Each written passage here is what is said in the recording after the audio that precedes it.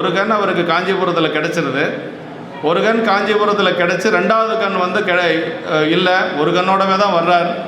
அப்படி வருகின்ற பொழுது பரவினாச்சாருடைய தன்னுடைய மனைவியை பார்க்க செல்லுகின்ற பொழுது 2 கண்ணும் இருக்கணும்னு நினைக்கிறார். 2 கண்ணோட தான் போய் மீண்டும் அங்கேருந்து எப்படி வந்தோமோ அதே மாதிரி அந்த வீட்டுக்கு போகணும்னு நினைக்கிறார்.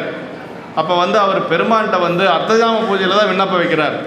மீளா அடிமை உமக்கே ஆளாய் பிறரை வேண்டாதே, மூலாத்தீ போல் உள்ளே கரன்று முகத்தால் மிகவாடி, ஆளாயிருக்கும் அடியார்தங்கள் அல்லல் சொன்னக்கால் வாழாங்கிருப்பீர் திருவாரூரில் வாழ்ந்து போதீரே அப்படின்னார். அப்படின்னா நான் எப்படிப்பட்டவன்னா, சும்மா அப்படி வந்துட்டு போயிட்டு சாமி கும்பிட்டு போகிற மாதிரி ஆள் இல்லை. நான் மீளா அடிமைனார். மீளா அடிமைன்னு என்ன தெரியுங்களா? இப்போ நம்ம இந்த பிறப்புலையும் அடிமை தான், இந்த பிறப்புக்கு அடுத்து நமக்கு பெருமான் திருவடிக்கு போனாலும் அடிமை தான், அடுத்து எத்தனை பிறப்பு வந்தாலும் அடிமை தான். அப்படின்னா மீளா அடிமை. சாமி ஒருத்தன் தான் நமக்கு எஜமானன், எல்லாமே நம்ம அவனுடைய அடிமைகள். அதான் சொல்ல மீளா அடிமை உமக்கே ஆளாய் பிறரை வேண்டாதேனர். அப்படின்னா நான் வேறு யாருக்கிட்டையும் போய் எதுவும் கேட்கறது இல்லை, எனக்கு என்ன வேணாலும் கூட தான் நான் கேட்பேன் இல்லையா? 2 கண்ணும் போனதுக்கு பிறகு கூட சுந்தரர் போய் வேறு யாருக்கிட்டையும் போய் எதுவும் கேட்கலைங்க. திருவொற்றியூரில் சபதத்தை மீறி போனார், 2 கண்ணும் போயிடுச்சு. 2 கண்ணும் போனால் நம்ம இந்த சாமியை வணங்குவோமா? கண்டிப்பாக நம்ம வணங்க மாட்டோம். இது சாமியே இல்லைன்னு சொல்லிட்டு நம்ம பாட்டுக்கு போயிடுவோம். ஆனால் சுந்தரர் அப்படி அல்ல.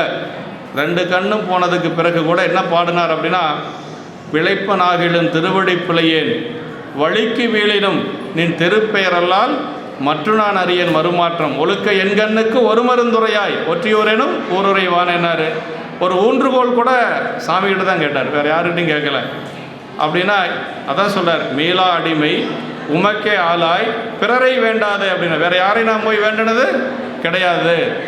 அப்புறம் தான் சொல்கிறார் பாருங்க, மூலாத்தீ போல் உள்ளே கனன்று முகத்தால் மிகவாடி ஆளா. முதல்ல என்ன சொல்கிறாருன்னா, எனக்குள்ள ஒரு துன்பம் இருக்குது, அந்த துன்பத்தை என்னுடைய முகத்தை பார்த்தாவே உங்களுக்கு தெரியும். நீங்கள் என்ன செஞ்சுருக்கோன்னு, என்னை ஆளாக கொண்டவர் இல்லையா சாமி? யார்? என்னை நீங்கள் ஆளாக கொண்டவர். என்னுடைய முகத்தை பார்த்த உடனே என்னுடைய துன்பத்தை நீங்கள் தீர்த்திருக்கணும், தீர்க்கலை. சரி பரவாயில்ல, மூலாத்தீ போல் உள்ளே கனன்று முகத்தால் மிகவாடி. அப்புறம் என்ன சொல்கிறார், ஆளாயிருக்கும் அடியார்தங்கள் அல்லல் சொன்னக்கால் அப்படின்னாரு. சரி அப்படி இல்லைனாலும் நான் மனசு விட்டு கேட்குறேன், ஆனாலும் நீங்கள் என்னுடைய துன்பத்தை நீக்க மாட்டேங்கிறீங்க. அதான் சொல்லார், மூலாத்தீ போல் உள்ளே கனன்று முகத்தால் மிகவாடி. எனக்கு உள்ளே இருக்கக்கூடிய துன்பம் என்னங்கிறது உங்களுக்கு தெரியும், ஏன்னா நீங்கள் தான் என்னை ஆட்கொண்டவர். சரி அது கூட தீர்க்கலை, என்னுடைய முகத்தை பார்த்து அந்த வாட்டத்திலையாவது நீங்கள் தெரிஞ்சிருக்கணும், அப்போவும் நீங்கள் செய்யலை. நான் வாய் விட்டு கேட்டுட்டேன், ஆளாயிருக்கும் அடியார்தங்கள் அல்லல் சொன்னக்கால். நான் சொல்லியும் நீங்கள் வந்து தீர்க்கலைன்னா வாழாங்கிருப்பீர் திருவாரூரில் நான் எப்படியோ கேட்டு போகிறேன், நீங்கள் நல்லா இருங்க என்று சொல்லி சாமியை பார்த்து வாழ்ந்து போதீரே வாழ்ந்து போதீரேனே பாடுவாருங்க. அந்த பாட்டில் ரொம்ப அந்த பதிகத்தில் அருமையான இடங்கள்லாம் நிரம்ப இருக்குதுங்க. என்ன சொல்கிறாருன்னா, விற்றுக்கொள்ளீர் ஒற்றியல்லீர் விரும்பி ஆட்பட்டேன் குற்றம் ஒன்றும் செய்ததில்லை கொத்தையாக்கினீர்னார். 8 கடிகள் எண்கண் கண்டீர் நீரே பழிப்பட்டீர் மற்றை கண்டான் தாராதொழிந்தால் வாழ்ந்து போதீரே அப்படின்னார். அப்படின்னா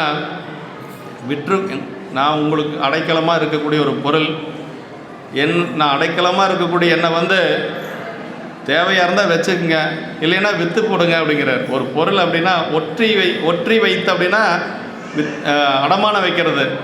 நீ ஒன்றும் அடமானமெல்லாம் வைக்க வேண்டியதில்லை, என்ன வேண்டான்னா விற்றுருங்க அப்படின்னு சொல்கிறார். அப்படின்னா விற்றுக்கொள்ளீர் ஒற்றியல்லேன் என்ன சொல்கிறார், விரும்பி ஆட்பட்டேன்கிறார். நான் யாருடைய ஒரு இதுலேயே நான் வந்து உங்களுக்கு ஆளாக இல்லை, நானே தான் விரும்பி உங்களுக்கு ஆளாக இருக்கிறேன்.